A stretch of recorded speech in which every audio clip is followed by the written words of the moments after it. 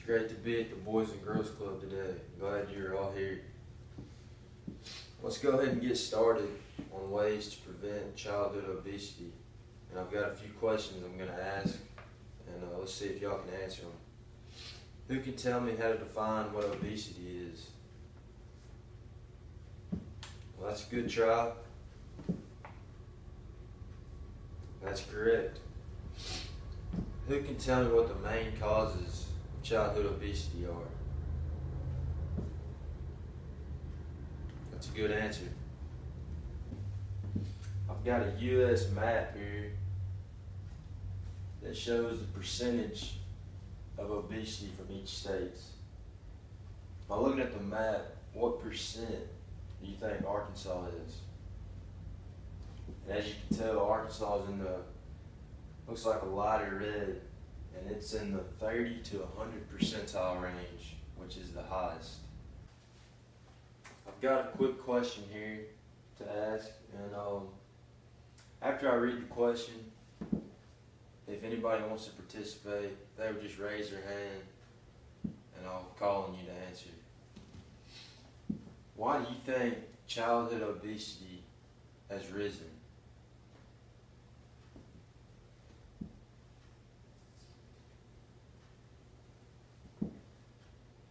That's a good answer. Anybody else?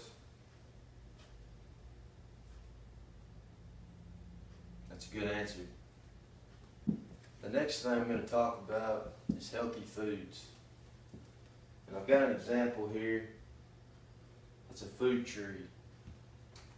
And it's pretty much showing the 5 food groups: vegetables, oils, fats, grains, and proteins. And it's very important to eat healthy foods, especially when you're younger.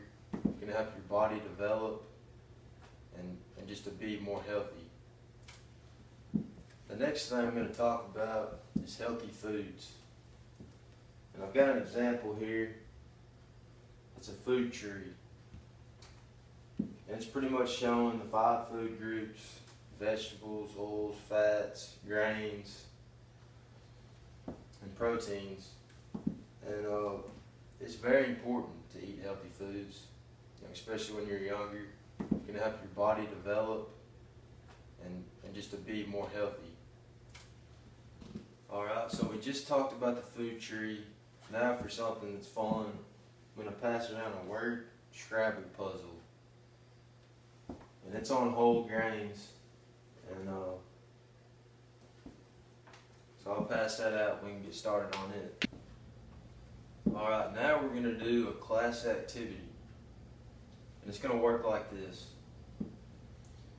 We'll have a large poster on the wall of a blank dinner plate. And I'll have a table over here. And I'll have all the pieces that each of the teams will need. And I'll divide each of you into 2 teams of 3 sections. The first section of team will get their pieces and go to the large poster and complete the first figure of where the label of food groups go. The second team or section will do the same, but they will do it on portion sizes. The third section or team will do the same, but theirs is to figure out where the category of food goes. Each team will be timed with a stopwatch to make it more fun and interesting. After the game, I will ask each of you and each of the teams what is the website to find out more about the healthy foods you need to eat. And this will help you to learn more about healthy foods and which healthy foods to eat. Alright, that was fun. Now let's move on. Let's talk about moving. Raise your hand and give me your favorite physical activity that you like to do. Yeah, that's a fun one. That's good. Alright, so that's a few. that y'all named. Alright, I want to explain what physical activity is. Physical activity is doing anything that's vigorous or has to do with moving, playing sports, working outside, anything like that that gets your body moving.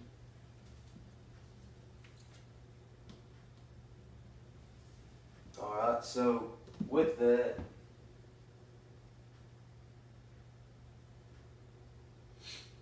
I've got a picture here that shows the calories that you burn from doing an activity.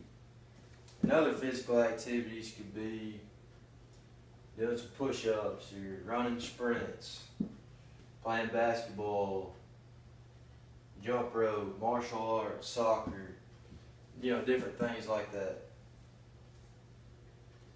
And it's important, especially for children or even your age, it's important to get 60 minutes of physical activity a day.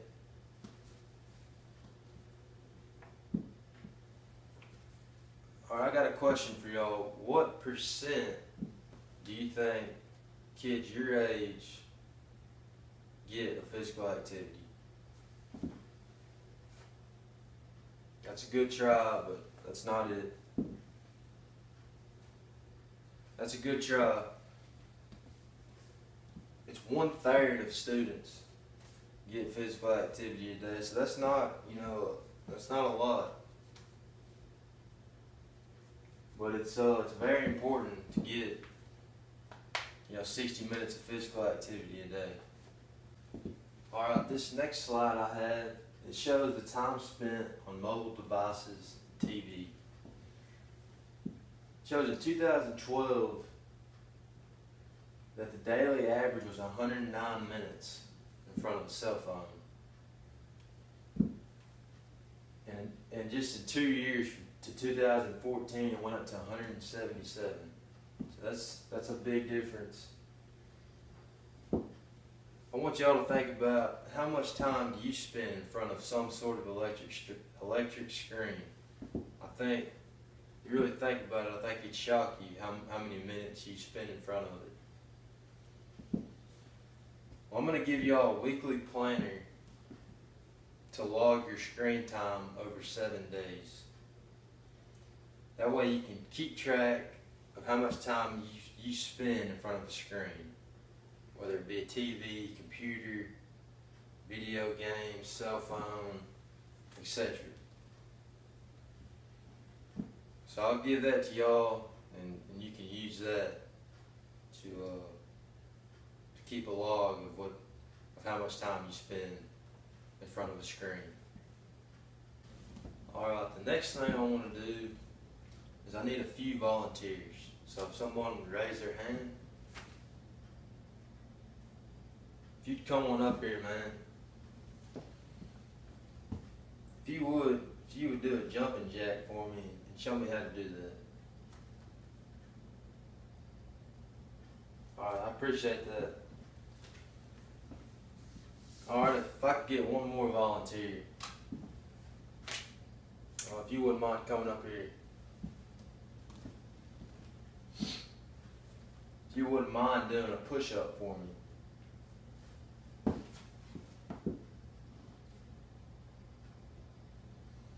Alright, thank you.